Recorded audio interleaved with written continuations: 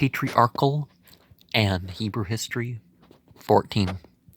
From the death of Moses to the general conquest. Joshua 1 through 12. AM 2553 to 2554 BCE, 1451 to 1450. And Joshua and derivations of Joshua, which there are no Israelite names with the J in it, by the way, are those which Jesus comes from. So some people, every Joshua we find must have been no, they're not a historical Jesus. God's charge to Joshua 1 through 9. The note of preparation 10 and 11. The tribes which have already received their inheritance on the east of the Jordan renew their contract to render military aid in the subjugation of Canaan. Verse 12 through 18. Expedition of the spies and the aid afforded by Rahab. Chapter 2. Directions for the forward movement and the miraculous passage of the Jordan. Chapter 3. What commemorative monument? The commemorative monument. 4, 1 through 8. Also verse 9, 20 through 24. What time in the year was this passage? Verse 18, effect of the approach of the Israelites on the people of the land. Chapter 2, verse 24 and 5, 1. What great national rite was here renewed, and what feast was celebrated? 5, verse 2 through 9 and 10. What miracle ceased? Verse 12. Confirmation of the divine promise to Joshua, verse 13 through 15. What is the meaning of the word Joshua, and what other great name was it a type and synonym? And I was raised in the Church of Jesus Christ of Latter-day Saint, and so many things that no Jew would ever, nobody trained in Judaism would ever have said that that's what was going on, but so many things were seen as a similitude of Christianity, even if they condemned Christianity. The taking of Jericho, the supernatural element in it.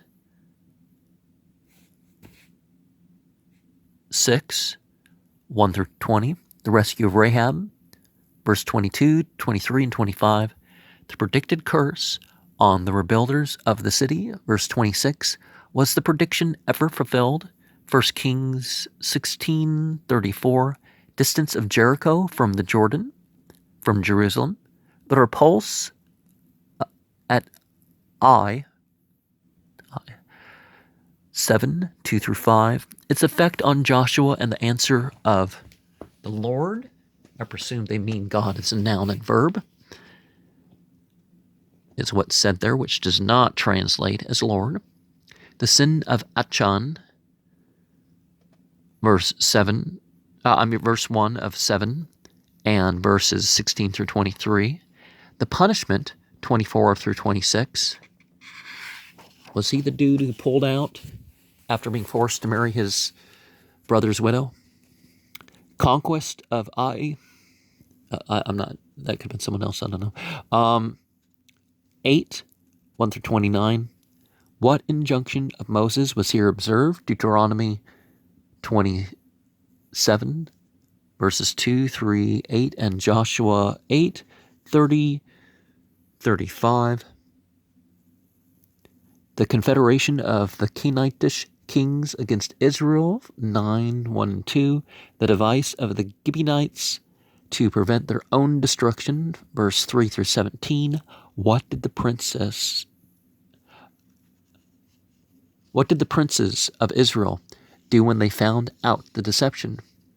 18 through 27. Discomfiture of the Confederate kings, extraordinary miracle connected with the great battle, 10, 1 through 14. Execution of the kings, 16 through 27. Subjugation of southern Palestine, 28 through 43. It wasn't actually called It wasn't actually Palestine as a self-designation until the Roman conquering, and the British gave it the name Palestine again as sort of an insult.